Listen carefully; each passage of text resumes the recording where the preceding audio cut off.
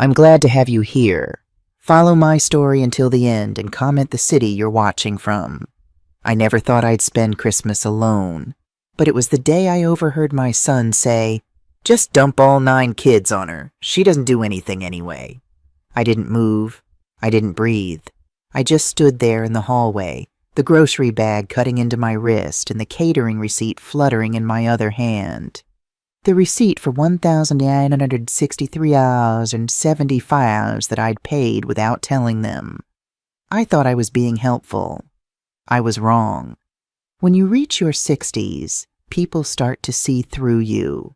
Not in the way that matters, not seeing your wisdom or experience, but seeing you as transparent, furniture, a convenience. I became that to my son Daniel and his wife Laura. Not overnight, but slowly, in such tiny increments that I hardly noticed until that moment in the hallway, hearing those words that changed everything. The side door had always been my entrance. For 8 years since Frank passed, I'd come through that door without knocking. Why would I? It was my son's house, the house where my grandchildren grew up, where I'd spent countless evenings helping with homework or preparing Sunday dinners. "She's already paid for the food," Laura's voice floated from the kitchen. Her tone was light, practiced, the kind people use when they want to sound polite while being anything but. "The least she can do is keep the kids upstairs." I stood frozen, the heavy paper bag cutting deeper into my wrist. Inside were fresh cranberries, special spices for the stuffing, little extras I thought might make their Christmas dinner even more special. The catering receipt crinkled as my grip tightened involuntarily. "You know she'll do it," Daniel added, and I could hear the casual dismissal in his voice. My son, the little boy who once climbed into my bed during thunderstorms. "She always does." My chest constricted so suddenly I almost gasped. Always does. 2 simple words that somehow captured years of taking, of assumption, of invisibility. I glanced at the receipt again. $1,963.75. I hadn't even told them I was covering it. I just wanted Christmas to go smoothly this year, to see the relief on their faces when they realized one less thing to worry about. I'd imagined Daniel's surprise, maybe a hug. A "Thanks, Mom, you shouldn't have." Instead, I got this. A conversation not meant for my ears, but perhaps one I needed to hear. I stepped back without making a sound. Decades of motherhood had taught me how to move quietly through a house. My car keys were still in my coat pocket. I slipped back through the same side door, careful not to let it click too loudly behind me. The December air hit me with a shock of cold that seemed to match the chill spreading through my chest. My car sat in the driveway, frost already forming on the windshield, despite it being only mid-afternoon. I slid into the driver's seat but didn't turn the key right away. The grocery bag sat beside me on the passenger seat, the receipt now crumpled in my hand. I stared at it, at the numbers that represented more than a meal. They represented my hope that food might buy me a place at the table. A real place, not just a seat where I was tolerated. Daniel wasn't a cruel son, not overtly. He still called once a week, still hugged me when we met. But somewhere along the way, I'd stopped being Mom, the person who guided, who mattered, and started being Karen, the default babysitter, the checkbook, the one who always said yes. I pulled out of their driveway without sending a text or leaving a note. If they noticed I'd come and gone, they didn't say. That night, I laid the receipt flat on my kitchen counter and tried to smooth out the wrinkles, like trying to smooth out the creases in my heart. For the first time in a long time, I asked myself what I was actually giving and what was ever coming back. My house was quiet when I returned. Too quiet, perhaps. I'd lived alone for 8 years, but tonight the silence felt different. Accusatory almost, as if the house itself was asking why I'd let things get this way. I set the grocery bag on the counter, removing each item slowly. Fresh cranberries that would now go into my nearly empty refrigerator. Specialty spices that would join others in my cabinet. Many purchased for family meals I'd cooked in Daniel's kitchen. The receipt lay beside them, slightly crumpled from my tight grip. I tried to smooth it flat with my palm, watching the paper resist, holding on to its new shape. Somehow that felt right. Some things once changed can't go back to how they were. I made tea and sat at my small kitchen table, the one Frank and I had purchased when we were first married. We'd found it at an antique store, solid oak with minor scratches that told of another family's history before it became part of ours. Frank used to trace those scratches with his fingertip, making up stories about who might have sat there before us. "This one," he'd say, pointing to a particular mark. "This is where a little boy accidentally dragged his toy truck across while his mother wasn't looking." I ran my finger over that same scratch now, wondering what story Frank would make up about the marks I was collecting. Not on furniture, but on my heart. That night I lay in bed with the lights off, the hallway dim, and the words still playing on a loop in my head. Just dump all 9 kids on her, over and over like a song I never asked to hear. I stared at the ceiling, and somewhere between midnight and morning, my memory wandered back through time. Logan's wife, Laura, had a minor surgery once. Nothing serious, an outpatient procedure. I took over school pickups, dinners, even laundry. Not for a day or two, but for almost 3 weeks. No payment, not even a proper thank you. Just a casual, "We couldn't have managed without you, Karen," as if managing their lives was my purpose. When Maria, Laura's sister, had her 3rd child, I babysat the other 2 for an entire weekend. The children were lovely but exhausting, 4 and 6, full of energy and questions. I barely slept, barely ate sitting down. When Maria picked them up, she seemed surprised I looked tired. "But you love having kids around," she'd said. Not a question, but a statement. A definition of who I was supposed to be. My younger son, Michael, moved to Oregon 6 years ago.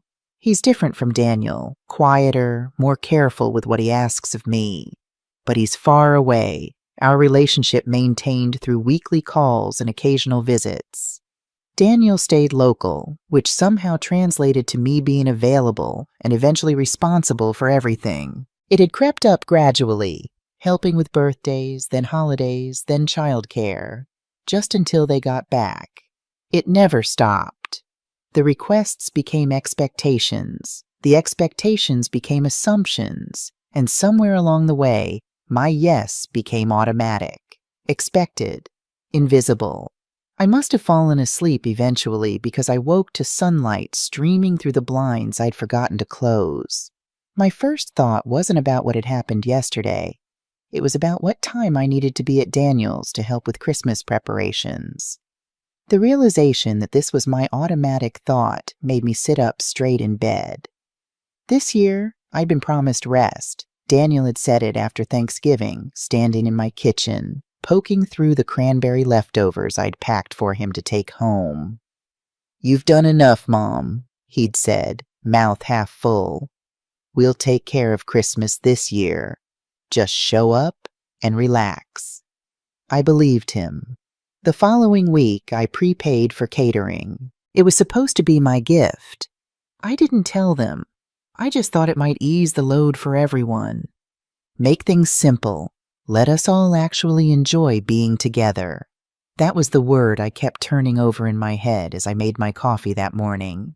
Together.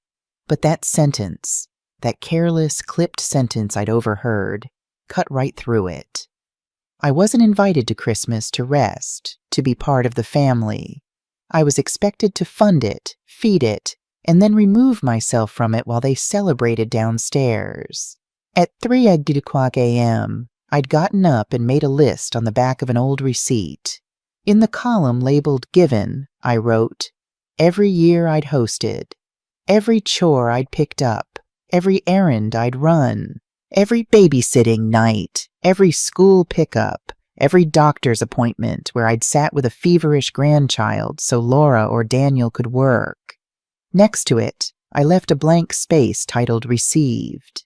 I stared at the paper the next morning, the 2 uneven columns still sitting on the kitchen table. Given stretched long and messy. Received remained untouched. I thought maybe I was being petty. Maybe I'd taken Daniel's comment out of context. But the more I sat with it, the more the old memories started lining up. Not just in my head, but in my chest. A physical ache that couldn't be dismissed. Last Thanksgiving, the house was full. I'd arrived early to help cook, stayed late to clean. That night, Daniel's in-laws got the guest room, and I was offered the pull-out sofa in the basement. No pillow, no sheet, just a blanket draped over the arm. Laura had said, "Oh, shoot," when she saw me standing there in my nightgown. "We meant to set you up better." And that was the end of it. I found a pillow in the closet and made do. I told myself it didn't matter. I wasn't there for comfort. I was there for family. Mother's Day came and went without a call. Not even a text from either of my sons. I'd sat on the patio for hours with my phone on the table, trying to convince myself it was just time zones or busy schedules. Michael messaged the next day with a brief, "Sorry, Mom, crazy weekend." Daniel didn't message at all. And the wedding. Daniel and Laura's. I'd ironed his shirt that morning, tied the ribbon on the centerpieces, pinned corsages, and calmed Laura's mother when she had a meltdown over the seating chart. But when the photos came out, I wasn't in a single one. Not the family portraits, not the cake cutting. Just a few blurry, candid shots from the back of the room. When I asked about it, Daniel said, "Oh, you must have stepped out. The photographer was rushing." I had stepped out to clean spilled wine off the floor while everyone else gathered for the formal shots. No one had called me for the photos. No one had noticed I was missing. This year was supposed to be different. Daniel had said so himself. "You'll get to relax this time, Mom. We've got it covered." And I wanted so badly to believe him. I did believe him. I looked down at the paper again. Received was still empty. I picked up the pen and drew a single dash. Then I turned the page over and started a new list. Just 2 titles. What they assume and what I actually want. On the left, what they assume. They assume I don't mind babysitting. They assume I don't need rest. They assume my time is always available. They assume I'll pay because I can. And on the right side, I finally wrote what I'd never said out loud. I want to be invited, not assigned. I want to enjoy, not host. I want to sit at the table, not serve it. I want to be seen as a person, not a resource. I stared at the list for a long time. Then I turned back a few pages in my small notebook and saw a note I'd scribbled in September. Elaine called, asked again if I'd consider coming out to the ranch this year. I'd written a quick response underneath it. Can't. Family comes first. I read that sentence twice, then once more. Elaine had called me in the middle of a Saturday when Laura had just dropped off her kids without warning again. Elaine had laughed and said, "Come to the desert for Christmas, Karen. We'll drink wine by the fire and let the younger ones do the work for once." I'd smiled at the time and told her I was already spoken for. But now I pulled out my phone, found her name in my contacts, and hovered my thumb over the call button as the sun shifted across my floor. Family comes first. The irony wasn't lost on me. In my efforts to put family first, I had somehow put myself last. And in doing so, had I actually helped my family? Or had I just enabled behaviors that were slowly erasing me? The coffee had gone cold in my cup, a thin film forming on its surface. I dumped it in the sink and made a fresh pot, moving through the familiar motions while my mind kept turning over those words from my notebook. Family comes first. When Frank was diagnosed with cancer, I took early retirement to care for him. We'd planned to travel after retirement. A cross-country road trip to see the national parks, a cruise to Alaska, maybe even that trip to Italy we'd always talked about. Instead, I became his nurse, his advocate, his constant companion through treatment after treatment that ultimately couldn't save him. Daniel had been supportive during Frank's illness, visiting when he could, calling often. Michael flew in 3 times from Oregon. But after Frank passed, something shifted. My role became less clear.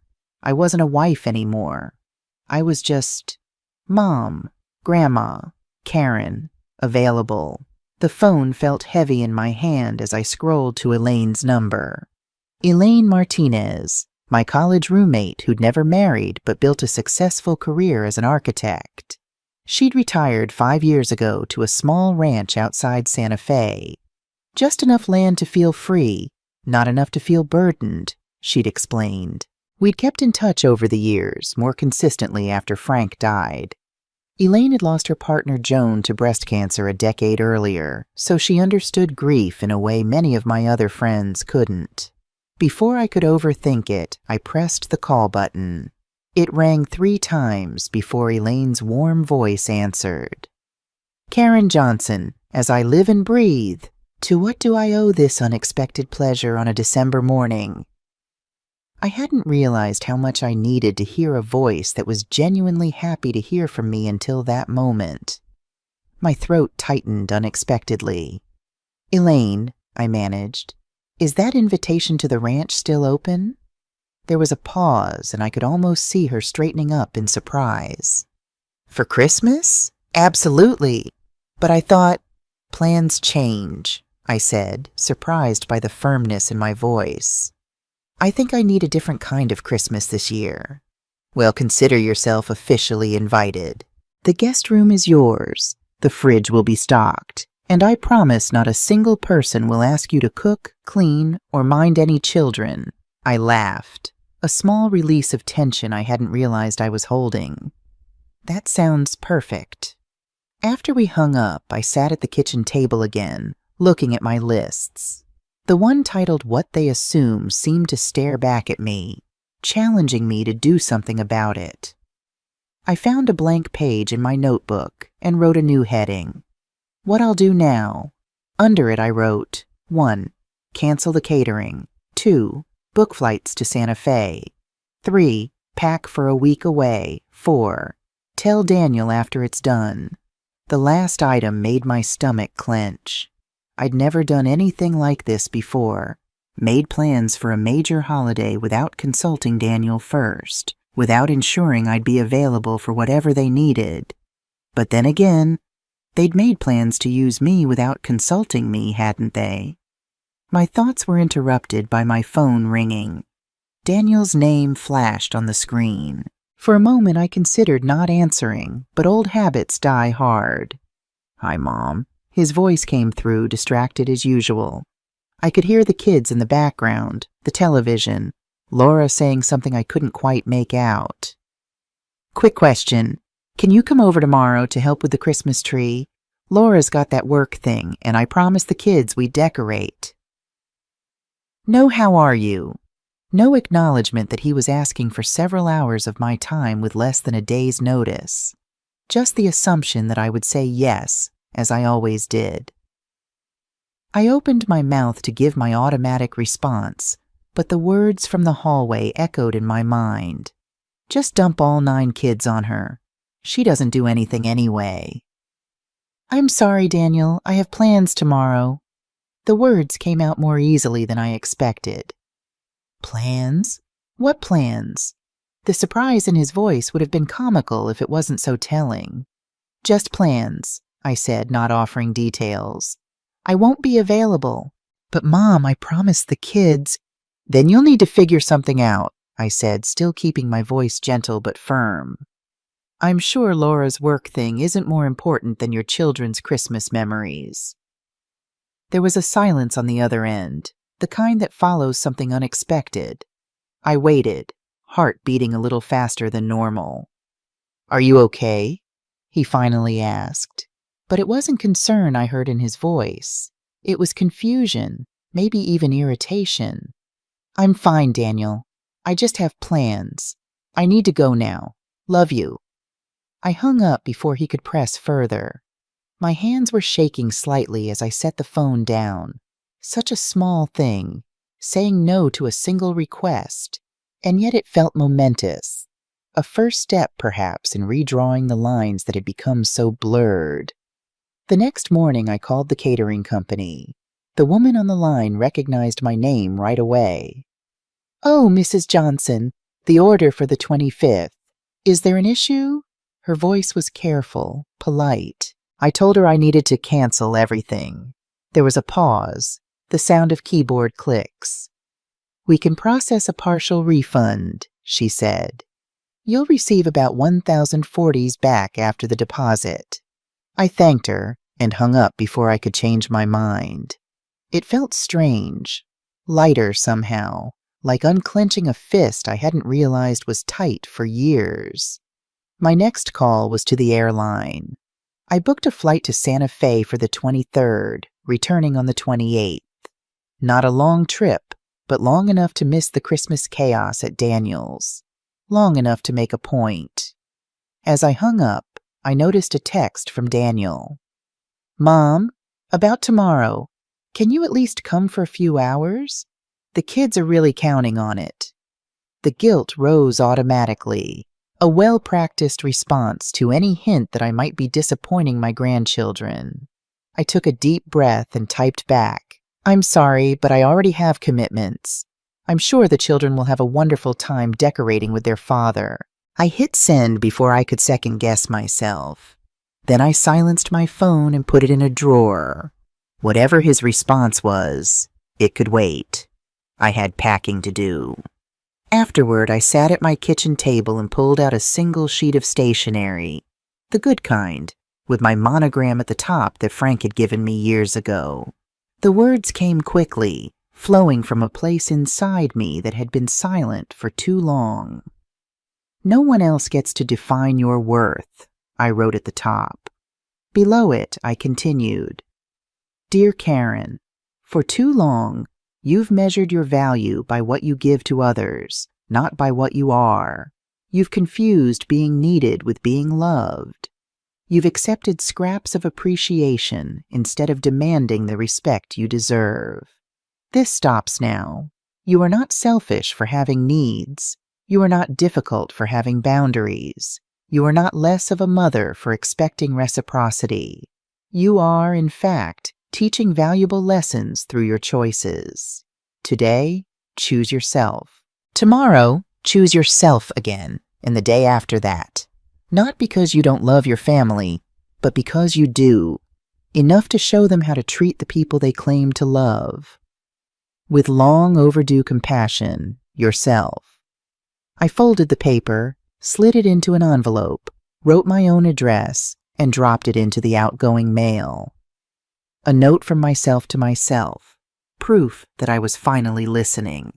My phone buzzed twice that afternoon, Daniel's name flashing on the screen.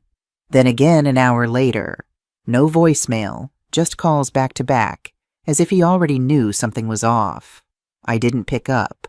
The silence between each ring felt like its own kind of conversation.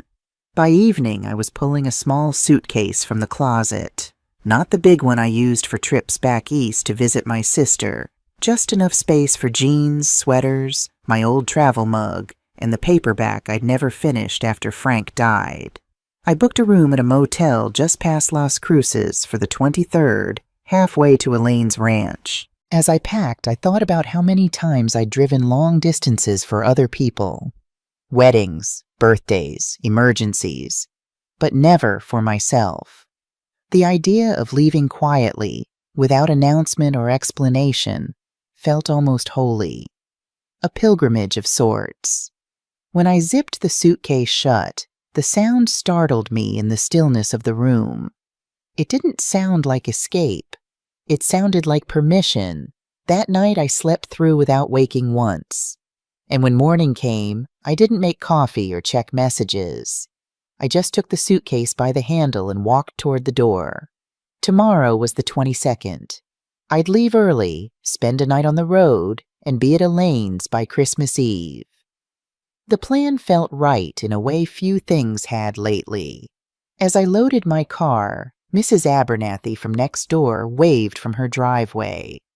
"Heading out for Christmas, Karen? To Daniel's?" I smiled and shook my head.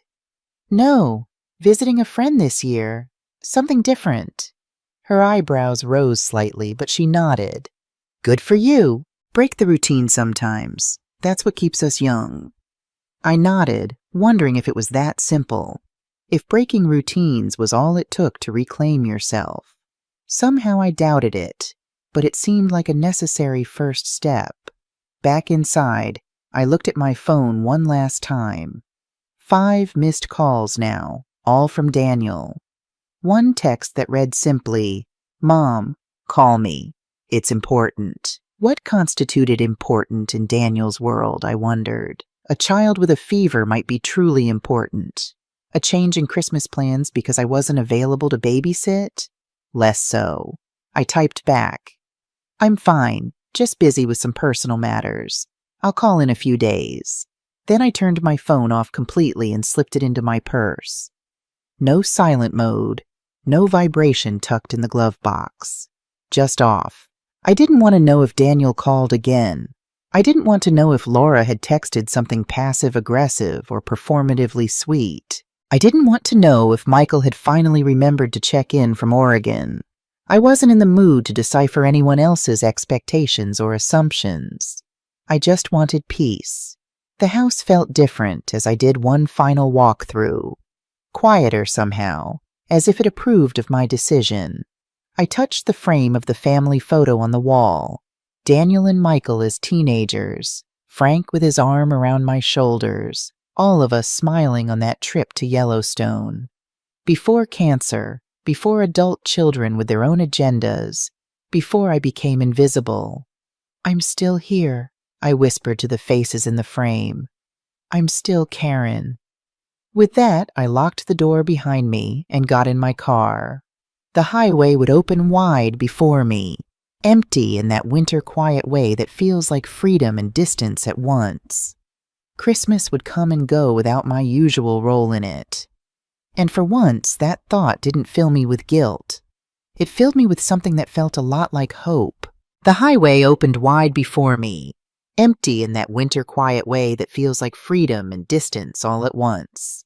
I passed the edge of Tucson just after sunrise, the light catching on the hood of my car as if the day itself wanted me to keep going. I didn't play music. I didn't call anyone. I just drove. There's something about a long drive alone that forces you to sit with yourself.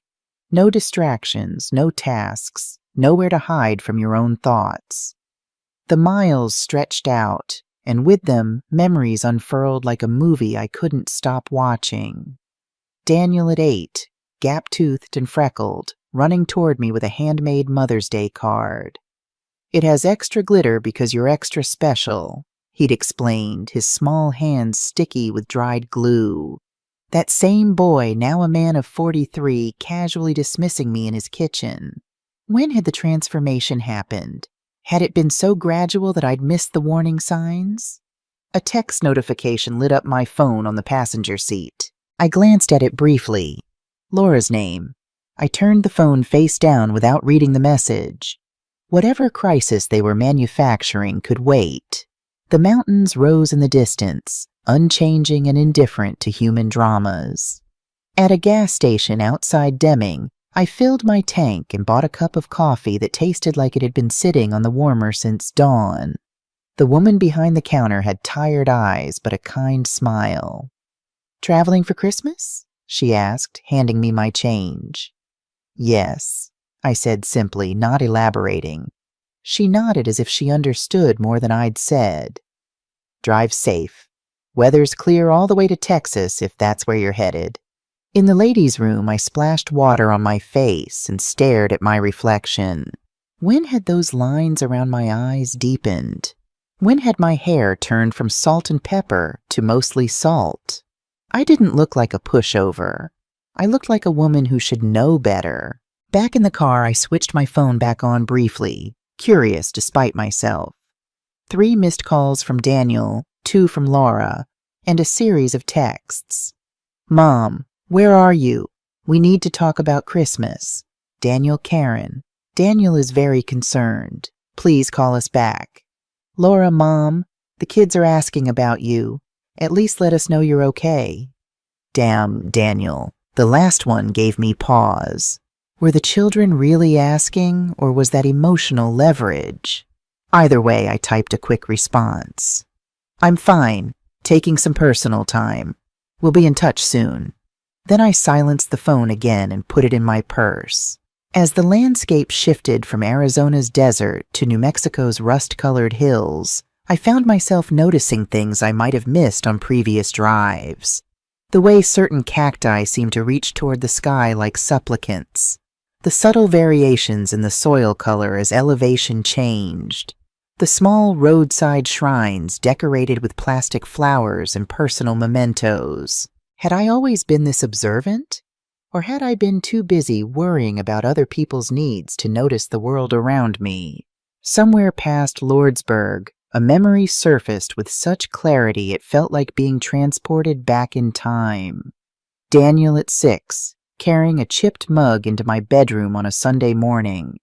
He'd poured tea himself, lukewarm, mostly water with too much honey, and he'd whispered, "Careful, it's hot." He'd been so proud. I remember thanking him, pulling him under the blanket beside me, letting him fall back asleep against my side. That boy felt like someone I used to know. Somewhere along the way, his warmth turned into assumption. He stopped asking and started handing me obligations wrapped in politeness. But when exactly? When did I stop being someone he looked up to and become someone he leaned on without ever looking back? I kept wondering if he'd changed or if I just never noticed how early the pattern had started. Maybe it was always there. Soft comments that I brushed off, choices I let slide because I thought love meant flexibility. I still loved him.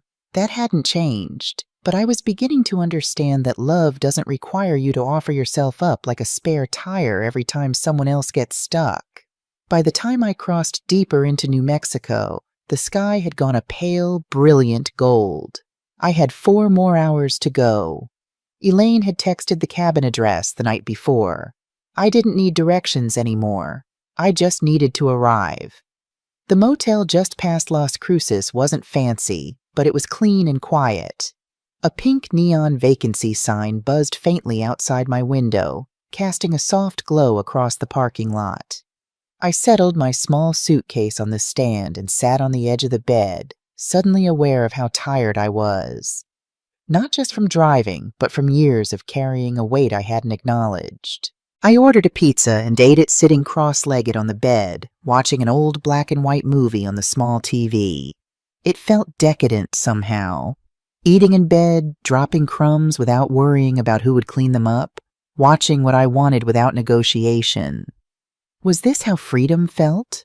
Not grand gestures or dramatic declarations, but small, quiet choices made for oneself? After a shower, I wrapped myself in the motel's surprisingly soft robe and stepped outside onto the small balcony. The night was clear, stars scattered across the sky like diamonds on black velvet. In the distance, the mountains were dark silhouettes against a navy sky. Beautiful night, isn't it? The voice startled me. To my left, on the adjoining balcony, stood a woman about my age, maybe a bit older. She had silver hair cut in a stylish bob and held a glass of what looked like red wine. "I didn't mean to startle you," she said. "I'm Agnes." "Karen," I replied. "And yes, it is beautiful." "Traveling for the holidays?" she asked, taking a sip from her glass. I nodded. "To a friend's ranch near Santa Fe. You?" "Away from," she said with a small laugh. "My daughter-in-law decided my cooking wasn't up to her standards last Thanksgiving. Said maybe I should just bring wine this year. So I am, to Sedona, where an old friend has a timeshare." The bluntness of her response caught me off guard. That's direct. At 72, I don't have time to waste on niceties anymore. Agnes raised her glass in a small toast. Took me long enough to figure that out. How did your son take it? I asked, suddenly curious. Agnes's expression softened slightly. He was upset at first, tried to guilt me about the grandchildren. But you know what? Those kids have two parents who can make them Christmas dinner. What they don't have is a grandmother who respects herself enough to say no to disrespect. Her words hit me with unexpected force. I'm just starting to learn that, I admitted. Agnes nodded knowingly. Better late than never, honey. Better late than never. We talked for nearly an hour, two strangers finding common ground under the New Mexico stars. Agnes had been a teacher before retirement, widowed for 15 years. She'd spent the first decade after her husband died trying to make herself indispensable to her children's families. I thought if I made myself useful enough, they'd want me around, she explained. Took me years to realize that being useful and being valued aren't the same thing. When we finally said goodnight, Agnes reached across the small gap between our balconies and squeezed my hand. Whatever you're running toward or away from, I hope you find what you need. Back in my room, I lay awake thinking about Agnes's journey, so similar to mine but further along. Was I looking at my future self, or a version of me that had learned these lessons sooner? I slept deeply that night without dreams. When I woke, there was a note slipped under my door, Agnes's phone number and a simple message. For when you need a fellow traveler on this road, Merry Christmas, Karen. I tucked the note into my wallet, oddly touched by this brief connection with a stranger who understood exactly what I was feeling. After a quick breakfast at the motel's small cafe, I checked out and got back on the road. Christmas Eve. Normally, I'd be in Daniel's kitchen by now, prepping vegetables or setting the table for the Christmas Eve dinner, while Laura directed operations from the sidelines. Instead, I was driving through the New Mexico desert, radio playing softly, no one's expectations weighing on me but my own. I switched my phone back on at a rest stop, bracing myself for the inevitable barrage. 8 missed calls, 12 texts, 1 voicemail. The voicemail was from Michael, my younger son in Oregon. Mom, Daniel's freaking out because he can't reach you. Are you okay? Call someone, please. His voice sounded genuinely concerned, which made the guilt twist a little tighter. I called him first. He answered on the second ring. Mom, where are you? Daniel's been calling me nonstop. I'm fine, Michael. I'm on my way to visit Elaine for Christmas. A pause. Elaine from college? In New Mexico? The confusion in his voice was evident. But what about Christmas at Daniel's? There's been a change of plans, I said simply, not ready to explain everything. I needed some time away this year. Another pause, longer this time. Is everything okay? Did something happen with Daniel? I sighed, looking out at the vast, empty landscape. Nothing specific, just years of things adding up. I needed a break. From us? The hurt in his voice was unmistakable. Not from you, Michael. From patterns. From expectations. From being taken for granted. The words came more easily than I'd anticipated. I'll explain more later, I promise. But I'm fine. I just need this Christmas for myself. He seemed to accept this, though reluctantly. Okay, I'll tell Daniel you're safe. But Mom, maybe give him a call. He's really worried. I promised I would, eventually, and hung up. The guilt was there, but it was tempered by something stronger, a sense of purpose, of finally honoring my own needs. Back on the highway, I powered off my phone again. Not to avoid, but to be present. The mountains grew larger on the horizon, and with them, my resolve strengthened. This wasn't about punishing Daniel. It was about remembering Karen. Elaine's ranch appeared first as a cluster of buildings nestled against the foothills, then as a proper home as I drove closer. It wasn't grand. A modest main house with a couple of outbuildings, a corral where 2 horses grazed leisurely, and a detached guest cabin that looked like it had once been a small barn. As I pulled into the gravel driveway, the front door of the main house opened, and Elaine stepped out onto the porch. She looked exactly as I remembered from her visit 2 years ago. Tall, angular, with short gray hair, and the kind of tan that comes from genuine outdoor work, not salon beds. "Karen Johnson," she called, arms outstretched. "You actually came." I barely had time to close my car door before she enveloped me in a hug that smelled of cinnamon and cedar. "I said I would," I replied, returning the embrace. "Yes, but you've said that before." She pulled back, hands still on my shoulders, studying my face. "Something's different. What happened?" I shook my head, not ready to unpack everything in the driveway. "Long story. Multiple chapters." She nodded, understanding immediately.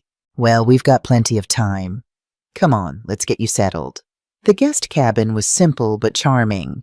1 large room with a kitchenette, a small bathroom, and a queen bed covered in a colorful quilt. Windows on 3 sides offered views of the mountains and the main house. It was separate enough to feel private, but close enough not to feel isolated. "I thought you might want your own space," Elaine explained, setting my bag on a wooden chest at the foot of the bed. "But you're welcome in the main house anytime, day or night. Mi casa es su casa, as they say around here." I ran my hand over the quilt, clearly handmade with intricate stitching. "This is beautiful." "Made it myself," Elaine said with a hint of pride. "Turns out retirement gives you time to learn new things. Who knew?" After I was settled, we walked back to the main house together. Unlike my tidy suburban home with its matching furniture sets and coordinated color schemes, Elaine's house was an eclectic mix of Southwestern art, vintage finds, and modern comfort. Books stacked on every surface, photographs covered the walls, and a massive stone fireplace dominated the living room. "Coffee?" she offered, moving to the kitchen. "Or something stronger? I won't judge. It is Christmas Eve." I laughed. "Coffee is fine for now. We can save the something stronger for later." As she brewed coffee, I wandered around the living room, studying the photographs. Many were of landscapes. Elaine had always had an eye for composition, but others showed her with various people, a group of women on horseback, Elaine with an elderly couple I assumed were her parents, and one of Elaine and her partner Joan before Joan's illness. "Your home tells stories," I observed when she brought 2 steaming mugs to the coffee table. "That's the whole point of a home, isn't it?" she replied, settling into an overstuffed armchair. "Not to impress, but to hold your stories." I thought about my own house, neat and organized, but increasingly devoid of new stories. When was the last time I'd added a photo to my walls, created a memory worth displaying? "Now," Elaine said, fixing me with a direct look, "tell me what brought you to my doorstep on Christmas Eve after years of polite refusals." So I did. I told her about the overheard conversation, about the lists I'd made, about the years of small erosions that had gradually worn away at my sense of self. I told her about Agnes at the motel, about the note from myself to myself, about the calls I hadn't returned. Elaine listened without interruption, nodding occasionally, her expression shifting from concern to understanding to something like admiration. "You know," she said when I'd finished, "Joan used to say there are 2 types of strength, the kind that lifts heavy things and the kind that sets them down when you realize they're not yours to carry. Sounds like you're finally developing the second kind." The simplicity of that observation brought unexpected tears to my eyes. "I don't know if I'm being selfish," I admitted. "Honey, if you were capable of true selfishness, you wouldn't be worrying about it." Elaine reached across and patted my knee. Now let's make dinner. Nothing fancy, that's the rule here. Christmas is about company, not performance. And just like that, I was welcomed into a different kind of Christmas, one where my value wasn't measured by what I could do for others, but simply by my presence. Christmas Eve unfolded with a gentle rhythm entirely unlike the holiday I'd known for decades. Elaine and I prepared a simple meal together: green child stew, fresh bread from the local bakery, and a salad with pomegranates and walnuts. We worked side by side in her kitchen, taking turns chopping and stirring, pausing to sip from glasses of crisp white wine. There was no rigid timeline, no complex menu requiring military precision to execute. Just two old friends cooking together, reminiscing about college days, catching up on the years between visits. "Remember Professor Harmon?" Elaine asked, dicing an onion with practiced ease. "The one who always wore those ridiculous bow ties?" I laughed. "And had that twitch whenever anyone mentioned Hemingway?" "He asked me to marry him, you know," she said casually, scraping the onions into a pot. I nearly dropped my wine glass. "What?" "When, senior year, right before graduation. Said he'd been watching me all semester and thought I had an exceptional mind." She stirred the pot, a small smile playing at her lips. "I told him I had exceptional everything, and he should have noticed sooner." We dissolved into laughter, the kind that comes easily with old friends who've shared a history. As evening fell, neighbors began to arrive, not in a formal procession of guests, but casually, one or two at a time. They carried dishes wrapped in foil, bottles of wine, small gifts.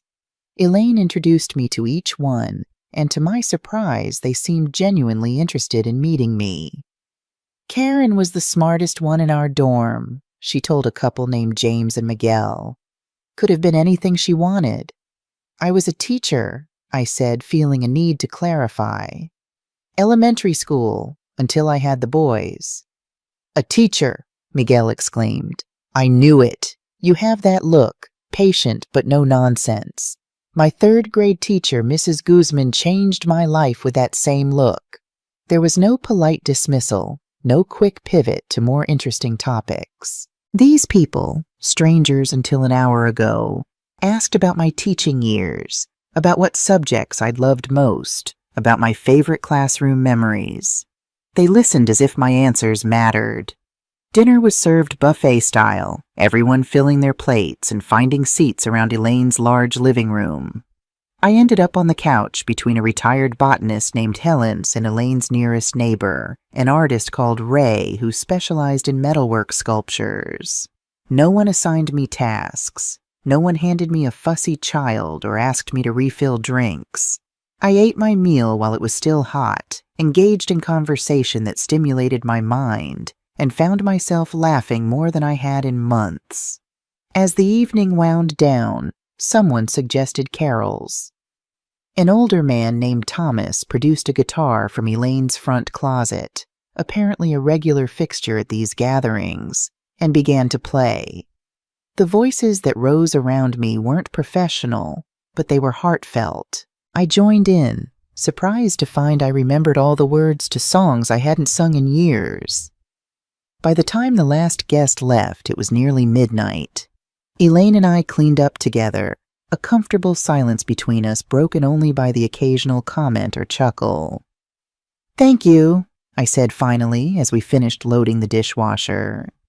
"This was different," she supplied. "Wonderful," I corrected. I felt like a person, not a function. She nodded, understanding exactly what I meant. That's Christmas as it should be, not a performance, but a celebration. Back in the guest cabin, I lay in bed listening to the profound silence of the desert night. My phone remained off. Whatever crisis was unfolding at Daniel's house would have to unfold without me. For the first time in years, I fell asleep on Christmas Eve without a mental list of tasks for the next day. Christmas morning came quiet and unhurried. No alarms, no children tugging at sleeves, no oven timer yelling from another room. Just the soft creak of floorboards and the smell of coffee brewing in the main house. I padded in barefoot and found Elaine already at the stove, humming as she stirred a large pot. She handed me a mug without asking, and I leaned against the counter, inhaling the rich aroma. "Pozole," she explained, nodding at the pot. "Christmas tradition here. Takes hours, so I started early." "Can I help?" I asked automatically. She glanced at me, a knowing look in her eyes. "Not because you should, but because you want to?" I smiled, caught. "Because I want to." She handed me a knife and pointed to a pile of cabbage and limes. "Slice these for the toppings, then." We worked in companionable silence, the only sounds the bubble of the stew and the slice of my knife against the cutting board. No instructions, no pressure, just space. A kind of ease I hadn't felt in years. By mid-morning, more neighbors and friends began to arrive, carrying bowls, blankets, and folded paper crowns. Someone brought tamales wrapped in foil. Someone else opened a bottle of cider and passed it around like communion. We weren't performing Christmas here. We were simply living it. I helped set the long table on the back porch, 12 chairs, mismatched plates, a few sprigs of eucalyptus someone had clipped from their garden.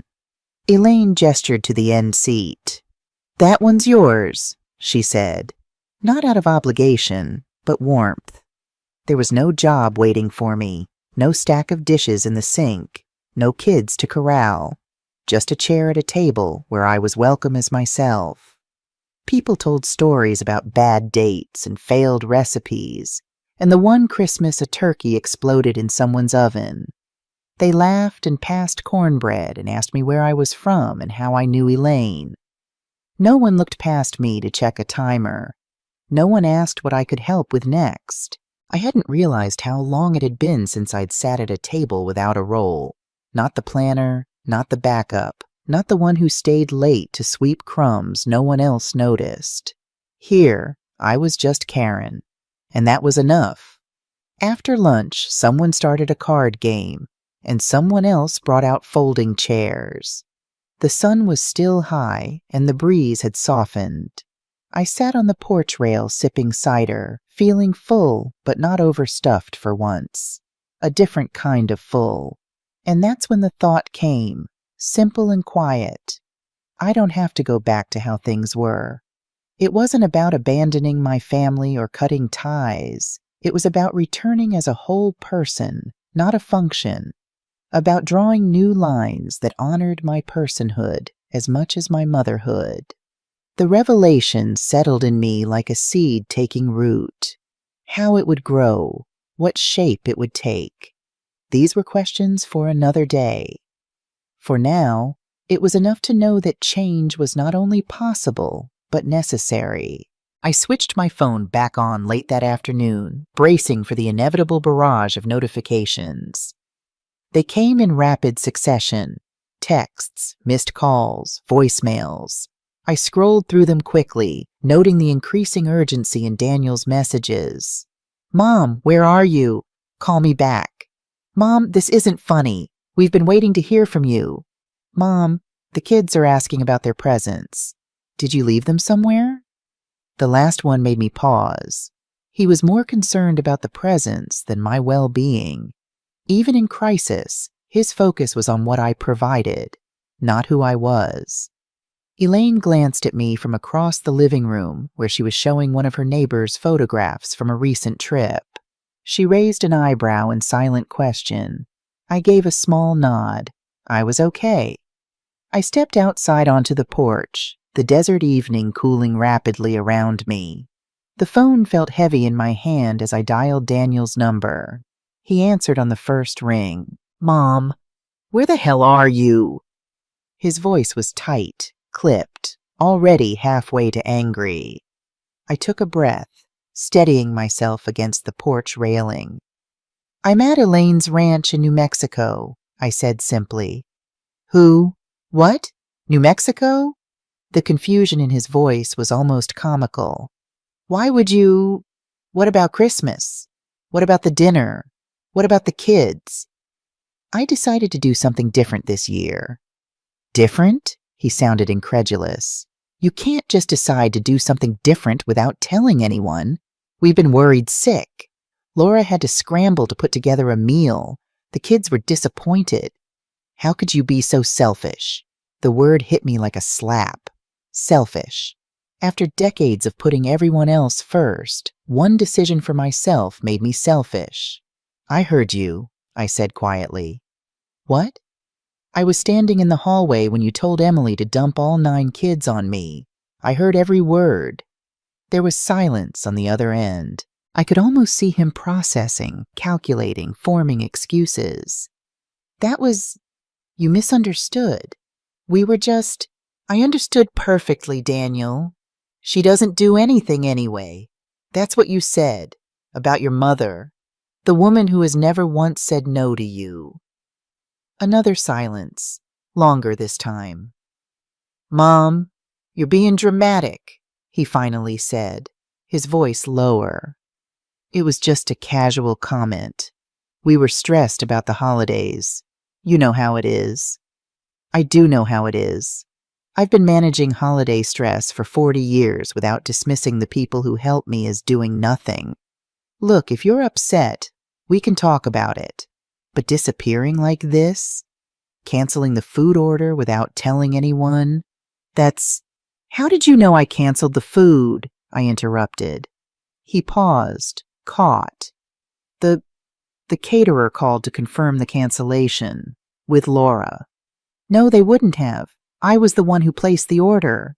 They didn't have Laura's information. Another pause. Fine. I called to add something to the order and they told me it was canceled.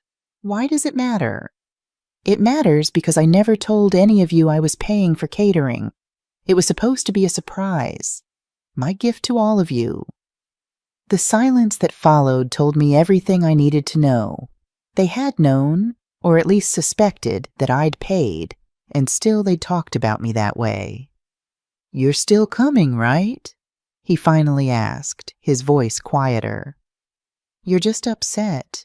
We can fix this. The kids miss you. No, Daniel, I'm not coming. I canceled the delivery, the food, the gifts, all of it. Mom, you're being honest, I cut in. I'm being honest. There's a difference. I could hear voices in the background. Laura, maybe Rebecca. Someone asking, is she on her way? No, I said. Not to them, not to him, but to the idea that I'd ever show up the way they expected again. I'm not. Then I ended the call, powered the phone off, and laid it beside me on the porch railing. The sunset was painting the mountains gold and crimson, a display of beauty indifferent to human dramas. Elaine stepped out a moment later, a glass of wine in each hand. She handed one to me without comment and leaned against the railing beside me. Bad? She asked after a moment. Clarifying, I replied. She nodded, understanding. Those are often the hardest conversations. We stood in silence, watching the colors deepen and fade across the landscape. Finally, I turned to her. Thank you, I said. Not just for Christmas, but for seeing me all these years. Really seeing me. Elaine smiled, the lines around her eyes crinkling. That's what friends do, Karen. They see each other. Not what they can get from each other. Just each other. A simple truth, but one I'd somehow lost sight of over the years. As we stood there watching darkness settle over the desert, I felt something inside me settle too. A certainty that whatever came next, I would face it as Karen, not as a function or a resource, but as myself. And for now, that was enough. It was the morning of the 29th when I turned onto my street. My house looked exactly as I'd left it. Same faded blue mailbox, same wreath on the door that I'd hung the day after Thanksgiving. Yet somehow it felt different, as if I were seeing it through new eyes.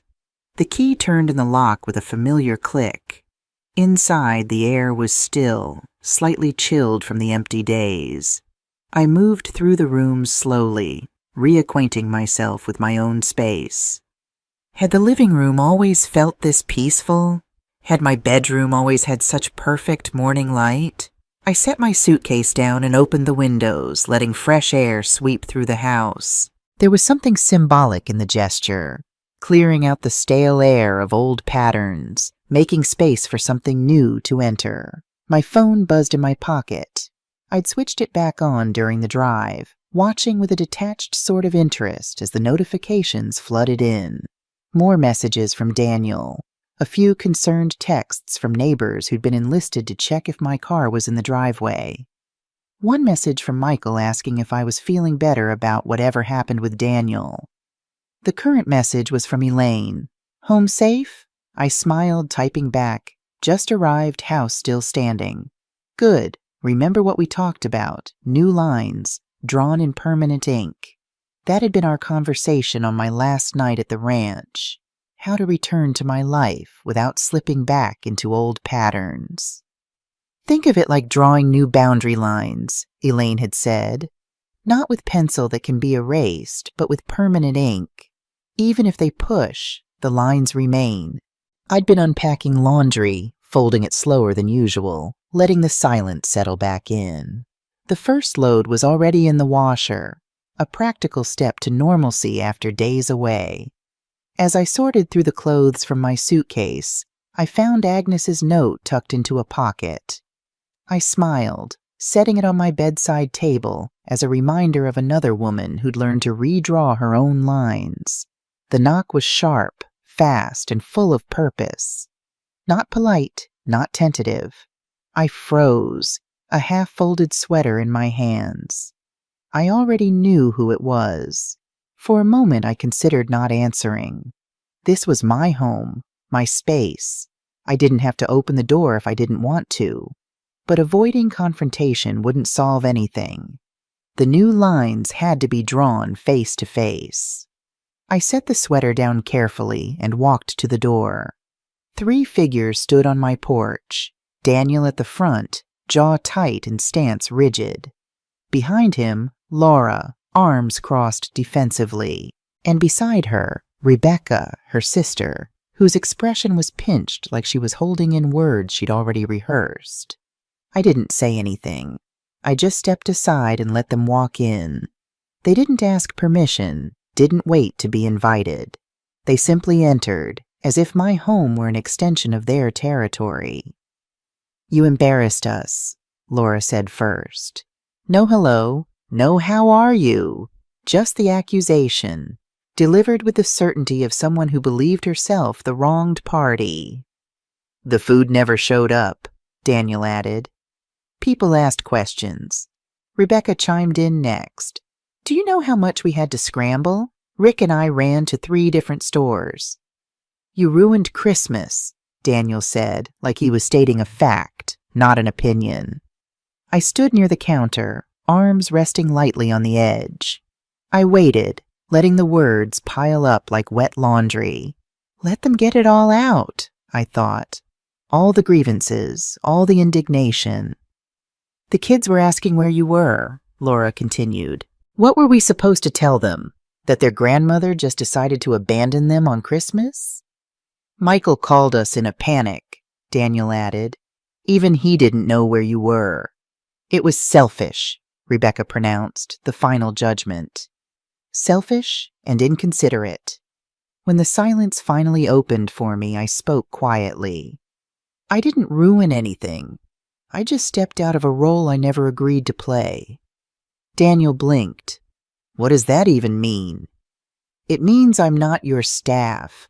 I'm not the free babysitter, the invisible cook, the one who quietly fixes everything behind the scenes. I'm your mother, not your employee. The words came more easily than I expected, rising from a place of clarity I'd found somewhere between Elaine's porch and my own front door. Rebecca scoffed. So you punish everyone because you were tired? No, I said, looking straight at her. I chose not to be used. That's not punishment. That's protection. Laura's eyes widened slightly. Used? We don't use you. We include you in everything. You include my function, I corrected gently. You include what I can do for you. Cook, clean, babysit. When was the last time you asked about my life, my interests? When was the last time you invited me over just to enjoy my company, not to help with something? Daniel shifted uncomfortably. Mom, that's not fair. We're busy with the kids, with work. You know how it is. I do know how it is. I raised 2 boys while teaching full-time and taking care of your father when he was sick. I was busy too, but I never treated people who helped me like they were invisible. This is ridiculous, Laura said, but her voice had lost some of its certainty. You're twisting everything. Am I? I moved to the drawer beside the refrigerator and pulled out the small notebook where I'd made my lists. I flipped to the page titled Given and Received. Last year, I spent 27 days watching your children. I drove to doctor appointments, helped with school projects, cooked meals when you were working late. I bought new clothes when James outgrew his. I paid for Emma's ballet lessons when you said you were tight that month. I turned the page. I hosted Thanksgiving, Christmas, Easter, and all 3 birthday parties for the kids. I cleaned before everyone arrived and after everyone left. I did all the shopping and cooking. I sent everyone home with leftovers in containers I never got back. Laura's face had gone slightly pale. Daniel was staring at the floor. And in return, I flipped to the received column. 1 phone call on my birthday. A scented candle for Christmas that's still in its wrapper because it's the same one you gave me the year before. And a Mother's Day card that James signed but was clearly bought and presented to him to sign the same day because the price tag was still on the back. None of them spoke. Outside, a car drove by, momentarily filling the silence with the sound of tires on pavement. I heard you, Daniel, I said finally, my voice softer now. Standing in your kitchen, telling Laura to dump all 9 kids on me because I don't do anything anyway. I was bringing you groceries, special ingredients for the stuffing, and I had the receipt for the catering in my hand. The catering I paid for without telling you because I wanted to make your Christmas easier. Daniel's head snapped up. Mom, I held up my hand. Please don't. Don't tell me I misunderstood or that you didn't mean it that way, because the truth is, even if you didn't mean it in that moment, that's how you've been treating me. All of you. I looked at each of them in turn. Like someone whose time doesn't matter, whose feelings don't matter. Like a resource, not a person. Rebecca looked away first. Laura's arms had uncrossed, her hands now twisting together in front of her. Daniel just stood there, something like realization slowly dawning in his eyes. So you ran away, he said finally. To make a point. No, I corrected. I chose a different way to spend Christmas. With people who see me as a person, not a convenience. That's not running away. That's choosing my own well-being. I stepped toward the door and opened it. The gesture was clear. If you came for an apology, you're not getting one. What I will offer is this. Going forward, I'm available to be your mother, Daniel, and a grandmother to your children, but on terms that include mutual respect. I won't be the default solution to your problems anymore. I won't be taken for granted. They hesitated, like maybe they thought I'd change my mind. When I didn't, they moved slowly toward the door. Daniel paused on the threshold. The kids really did miss you, he said, a last attempt. I missed them too, I replied. And I'd love to see them when we've sorted this out between us. I closed the door behind them slowly, without slamming it, and locked it with a quiet click. Then I turned toward the window and let the stillness return. The confrontation had been necessary, but it left me drained. I made tea and sat on my back porch, watching birds at the feeder Frank had hung years ago. It needed refilling. Another task for my new life. One chosen freely, not out of obligation. My phone buzzed with a text from Elaine. "How did it go?" I typed back. Lines drawn, permanent ink. Her response came quickly. "Proud of you. Stand your ground." And for the first time in a long time, that's exactly what I intended to do. It's been 2 months. The holidays passed without fanfare, and January slipped by like a quiet breath. I didn't send a New Year's card. No one sent one to me. February brought Valentine's decorations to store windows and a light dusting of snow that melted by noon. Most Saturdays now I walk to the public library. There's a reading nook by the southwest window that gets the best light in the afternoon. I bring a thermos of coffee and whatever book I've pulled from the new arrival shelf. Sometimes I finish them. Sometimes I just sit, letting the quiet wrap around me like a soft shawl no one else is tugging at. On Thursdays, I volunteer for a few hours at the clinic down the road. Just front desk work, clipboards, check-ins, warm greetings for strangers who don't expect anything more. It feels simple, useful, but never heavy. I haven't blocked Daniel's number. He called twice in January, both times late at night. No voicemail, just missed calls. I didn't call back, but I didn't delete him either.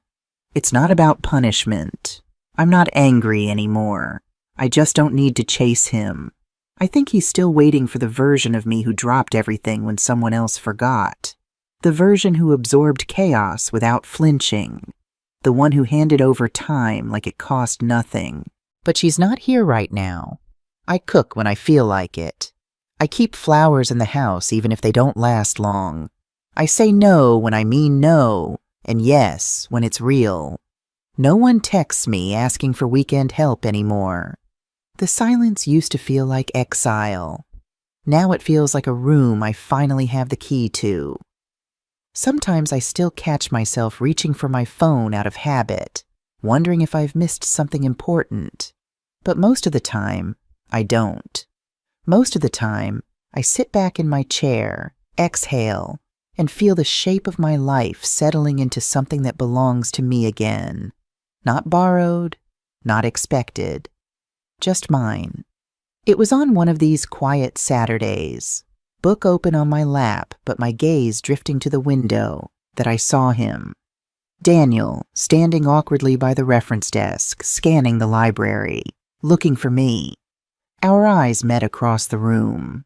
He hesitated, then walked over slowly, as if approaching a wild animal he didn't want to startle. "Mom," he said, stopping a respectful distance from my chair.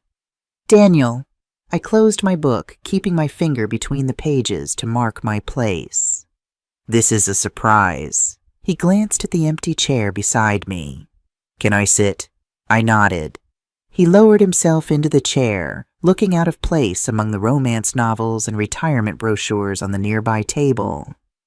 "You look good," he said finally. "Different somehow."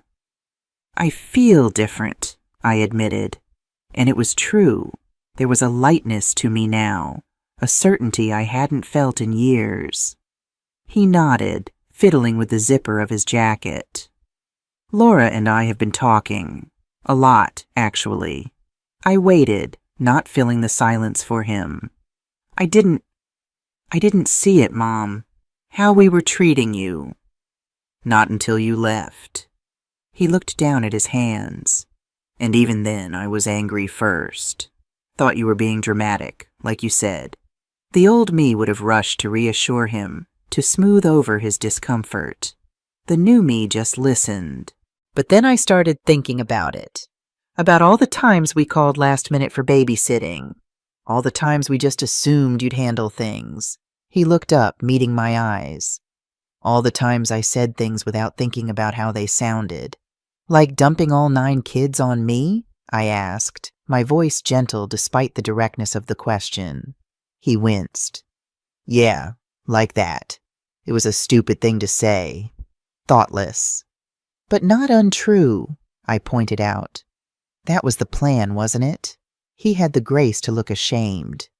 Yes, it was. The admission hung between us, more honest than I'd expected. Mom, I'm sorry, he said finally. Really sorry. Not just for what I said, but for how we've been treating you. You deserved better. I studied his face. The same strong jawline as his father. The same earnest eyes that could convince me of almost anything when he was a boy. But he wasn't a boy anymore. He was a middle-aged man who had taken his mother for granted for far too long. Thank you for saying that, I said finally. I appreciate it. So we're okay? He asked, hope edging into his voice. I shook my head slightly. We're starting to be okay. But Daniel, things can't go back to how they were before. I won't let them. His expression faltered. What does that mean? It means I'm still your mother. I still love you and your family. But I have my own life now, my own routines, my own priorities. I'm happy to be part of your lives, but not at the expense of my own. He frowned slightly. So you won't help with the kids anymore? I didn't say that, I clarified. I said I won't be taken for granted anymore.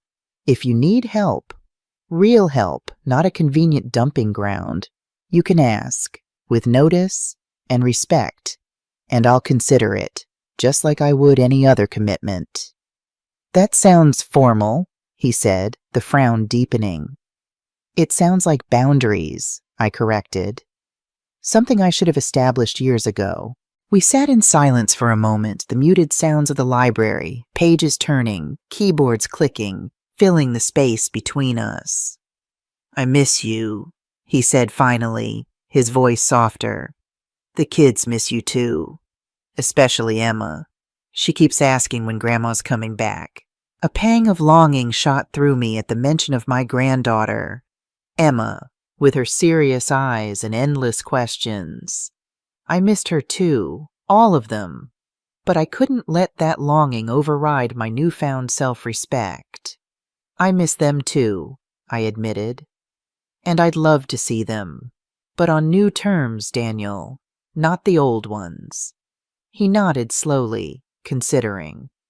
What would that look like, these new terms? For starters, planned visits. Not emergencies, not last-minute rescues. Real visits where I'm a grandmother, not a babysitter. I shifted in my chair, leaning slightly toward him. And when I do help, because I want to help, Daniel, I love those children, it's acknowledged, not taken as my duty or my purpose. That seems reasonable, he said, though I could tell he was still adjusting to the idea. It is reasonable, I agreed. It's what any adult relationship should look like. Mutual respect, clear boundaries, genuine appreciation. He looked at me for a long moment, as if seeing someone new. Perhaps he was. Would you come to dinner next Sunday? He asked finally. Just dinner, nothing else. Laura wants to talk to you too, and the kids, of course, would love to see you. I considered the invitation. Just dinner? Not arriving early to help cook or staying late to clean up? A flash of embarrassment crossed his face. Just dinner, as a guest. I nodded. Then yes, I'd like that. Relief softened his features. Good. That's good, Mom. As we stood to leave, he hesitated, then pulled me into a hug. Not the quick, perfunctory embrace I'd grown accustomed to, but something more genuine. When he pulled back, there was an uncertainty in his eyes that reminded me of the little boy who used to ask if I'd still love him if he failed his spelling test. We'll figure this out, right? He asked. Yes, I said with more certainty than I'd felt in months. We will, but differently this time. As he walked away, I felt a weight lift that I hadn't realized I was still carrying. Not everything was resolved, There would be missteps and old habits to break on both sides, but it was a beginning, a new pattern forming from the threads of the old. The dinner at Daniel's was awkward at first. Laura hovered uncertainly, as if I might disappear again if she said the wrong thing. The children were shy initially, then increasingly exuberant as they realized Grandma was really there, sitting on the couch instead of in the kitchen. Emma, now 8, climbed into my lap with a book she wanted to show me. James, at 6, brought his collection of toy dinosaurs, naming each one with scientific precision. Baby Lily, not quite 2, toddled over with chubby arms outstretched, a string of unintelligible syllables that might have been my name. I'd forgotten how much joy they brought me when I wasn't exhausted from being their default caretaker. I could see them clearly now, their personalities, their growth, their uniqueness, in a way that had been blurred by obligation before. Dinner was simpler than their usual fare. A lasagna Laura had made, a salad, garlic bread. Not elaborate, but tasty. I complimented the meal sincerely, and Laura looked surprised, then pleased. "Thanks," she said. "It's nothing fancy." "It doesn't need to be," I replied. "It's delicious." A small exchange, but meaningful. In the past, elaborate meals had been a competition of sorts. Who could present the most impressive spread? Who received the most compliments? Simplicity felt like honesty. After dinner, I moved to help clear the table out of habit, but Daniel gently touched my arm. "We've got it, Mom.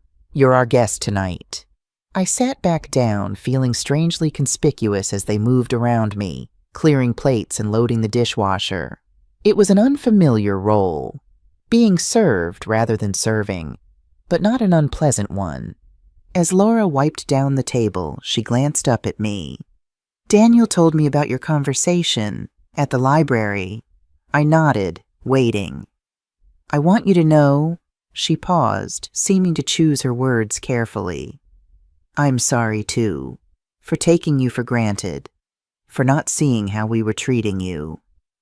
The apology seemed genuine, if a bit stilted. I could see it wasn't easy for her to admit fault. "Thank you," I said simply. "That means a lot." She finished wiping, then sat down across from me. "I called my mother last week. We haven't been close, as you know, but your situation made me think about things differently." That surprised me. Laura and her mother had a strained relationship at best. Years of criticism and judgment had created a gulf between them that seemed unbridgeable. "How did that go?" I asked. She shrugged. "Awkward. Tense at times, but necessary, I think. We're having lunch next week." "That's brave," I said, meaning it. "It's your influence, actually." A small smile touched her lips. "You made me realize we don't get unlimited chances with the people who matter." Later, as I was preparing to leave, Daniel walked me to my car. The night air was cool, stars visible above the suburban streetlights. "This was nice," I said, fishing my keys from my purse. "Thank you for inviting me." He nodded, hands in his pockets. "It was strange at first, having you here but not, having you do everything." "Strange for me, too," I admitted. "But good strange." He looked up at the sky, then back at me. "Mom, I've been thinking about something. Michael called last week. He's coming to visit in April. Wanted to know if we could all get together." "That would be lovely," I said, genuinely pleased at the thought of seeing my younger son. "It's been too long. He told me something interesting," Daniel continued. "Said he'd warned me years ago that we were taking advantage of you, that I dismissed him."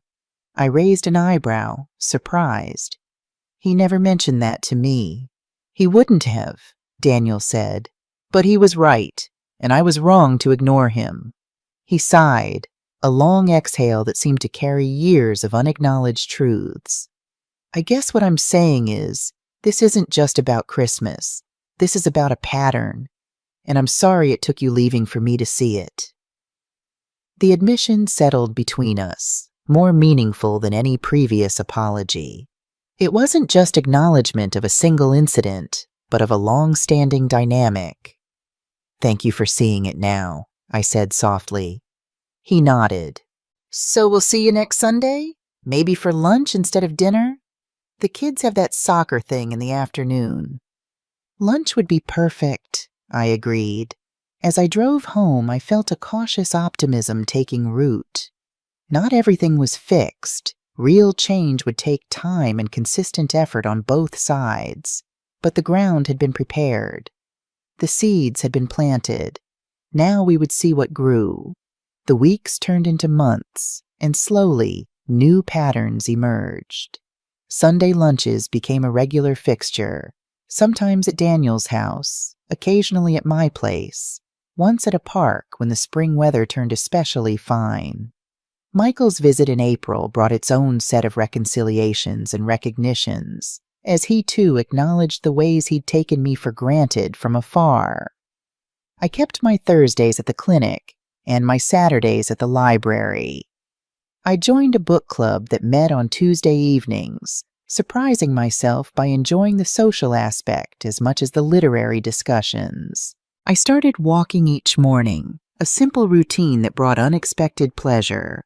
Emma began spending occasional afternoons with me, just the two of us, baking cookies or working on the small garden I'd started in my backyard. These weren't emergency childcare situations, but planned visits that both of us looked forward to. She showed a genuine interest in learning to bake, and I found I had more patience now that I wasn't constantly exhausted from overextending myself. Laura and I reached a new understanding too. Not quite friends, but no longer the awkward mother-in-law and daughter-in-law dynamic we'd had before. She made an effort to include me in conversations, to ask about my week, to see me as a person with a life beyond my relationship to her children. Daniel still slipped occasionally, a last-minute request for help when a meeting ran long, a casual assumption that I'd be available for some family event. But now, when I pointed it out, he caught himself, apologized, and adjusted. Progress, not perfection. The most significant change, though, was within me. I no longer felt guilty for having boundaries. I no longer apologized for my own needs. I'd learned to say no without explanation or justification, and yes with genuine enthusiasm rather than obligation. Elaine called regularly, checking in on my boundary maintenance, as she called it. We planned a summer trip together, a week at a coastal town neither of us had visited before.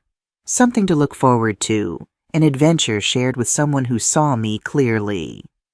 One warm afternoon in May, I sat on my back porch, a glass of iced tea sweating on the table beside me. My garden was coming along nicely, not elaborate, but vibrant with spring color. A few butterflies danced among the flowers, and birds chattered in the old oak tree at the edge of the yard. My phone buzzed with a text from Daniel. "Mom, would you be up for having the kids overnight next Friday? Laura and I have a thing.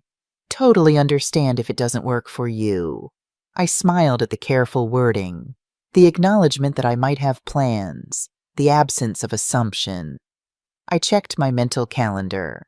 Friday was free, and I did enjoy my grandchildren's company when it was freely given, not demanded. "I'd love to," I texted back. "Drop them off after dinner. I'll have a movie and popcorn ready." His response came quickly. "Perfect, thank you. We really appreciate it." 3 simple words, "We appreciate it," that would have been absent in the old days, when my help was expected rather than valued. As I set the phone down, I noticed a cardinal landing on my bird feeder, bright red against the green of the oak leaves. It reminded me of something Frank used to say. "Pay attention to the cardinals, Karen. They show up when you need them, like messengers from those who love you." I'd always dismissed it as superstition, but sitting there in the quiet afternoon, I allowed myself to imagine it was Frank's way of saying I was on the right path, that he would be proud of the boundaries I'd drawn, the self-respect I'd reclaimed. I'm still here, Frank, I whispered to the cardinal, to the garden, to myself. Still Karen. Finally Karen. Maybe for the first time in years. The cardinal tilted its head as if considering my words, then flew away in a flash of red. I stayed on the porch until the sun began to set, content in the knowledge that I had found a new balance, one that honored my love for my family without sacrificing myself in the process. It wasn't perfect. There would be missteps and readjustments along the way. Old habits die hard and new patterns take time to become second nature. But the direction was clear, the path illuminated by my own newfound clarity. I was Karen Johnson, mother, grandmother, friend, volunteer, gardener, reader, and a dozen other identities I was still discovering. Not a function, not a resource, but a whole person worthy of respect and recognition. And that, finally, was enough. What would you do if you were in my place? Have you ever been through something similar? Comment below. And if you enjoyed my story, check out 2 other channel favorites. The Day I Took Back My Home, and After 40 Years, I Finally Stood Up to My Sister. Thanks for watching.